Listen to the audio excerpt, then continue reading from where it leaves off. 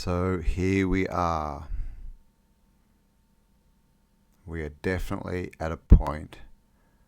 Things are definitely changing. Do you hear the call? Do you feel the trumpets? And if you do, what are you going to do about it? Where are the men? Where are the heroes? Where are those that are standing up for us? Because this is starting to happen. People are starting to stand up. But we need leaders. We need the men of old. We need values and ethics to come back. We are being led by the least among us. We are being led by the most corrupt, by the ones with the least ethical value, the least moral fibre. We are being led by people whose beliefs are completely contrary to our own. And they spend all their time trying to make us believe that they actually are like us when they're not. And this is becoming extremely obvious. There's an enemy down here, and we are not it. But it is revealing itself. Because the thing is, we've been programmed. We've all been programmed. We've been programmed to believe that authority is good, that governments are here to help and to look after us when things go wrong. We've been taught that wars are to keep us safe. That reminds me of a saying I once heard: war is peace, and ignorance is strength. Thank you, Mr. Orwell. And this is how we've been programmed. We believe that going to foreign countries to kill people that have never threatened us is somehow going to keep us safe. And of course, in our ignorance, we give them strength. So what's really going on here? What's really going on? We have definitely changed ages, and the energy has changed. And what we are seeing is the devil's dancing. We're seeing the evil reveal itself. We are starting to understand how controlled and how programmed we actually were, to the point that we may not even actually be seeing the world as it is. Because as we know, this is a mind game. This is psychological warfare, and it has been going on for at least hundreds of years. And their greatest weapon is to play with our thoughts and our belief systems and make us believe things that they want us to believe. This is how they get us. And of course, they go for the morals. They go for our emotions, because they know that we're good people. We're heart-centered. That's what we are. And so they create scenarios where we, as good people, start acting in ways that are maybe detrimental, but we believe that we're doing the right thing. And how does this happen? Because we believe people. We believe those in authority without questioning, without getting different points of view, without getting another side to the story.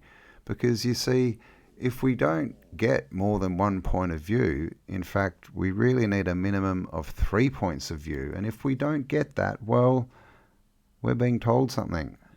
It's that simple. And that's why school is a programming system, because in school you're not allowed to question. You're not allowed these different points of view. You have to accept the point of view they give you, or else you're told you're wrong.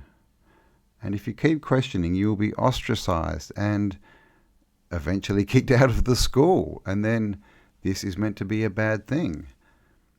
But when we look around, the people who change the world for the better are really what we would call the least educated among us, because most of these people haven't gone through formal education, but they have educated themselves. So they've gained wisdom instead of education. And this is what we need to get back to. We need to get back to our senses, to things that make sense. Instead of listening to stories and having to imagine scenarios in our minds, we need to get back to things that we can see and touch and interact with our senses. Because this is the thing. How we interact with the physical world is through our senses. We see, touch, taste, feel, hear. And if we can't sense it, well, then it's nonsense. It's nonsense. Okay? It's senseless. When things make sense, it's because our senses tell us that what we hear is the same as what we see, feel, taste, touch, and hear and interact with. And this is where we are at the moment, is people are not believing their senses, so they are believing nonsense. Nonsense. This is the thing. It's all imagined. All the stories, no matter what direction you want to go in. History, geology, geography, whatever. It's all nonsense because the stories we're given do not make sense to us. They do not align with what we see in the physical world. And so we need to stop believing people, guys. We need to start believing ourselves and go inside, because life is an inner journey. It's an inner game. Okay, we can't win by letting other people tell us what to do. We need to win the game ourselves. We need to work it out ourselves from our own perspective, because the truth is there are many, many ways to win the game. In fact, there's as many ways to win the game as there are beings down here. And we all have choice. And this is the other thing that they take away from us, is our choice, because they get us to believe there is no choice. There's only one version of events, right? Their version, the version in the books, the version on the TV, the version on the radio, in the music. Okay, it's all the same. This is a story. This is a story that's been created. And we are on a stage set, because all the world is a stage. This is a show. Okay, and we are actually the directors. We get to call the shots.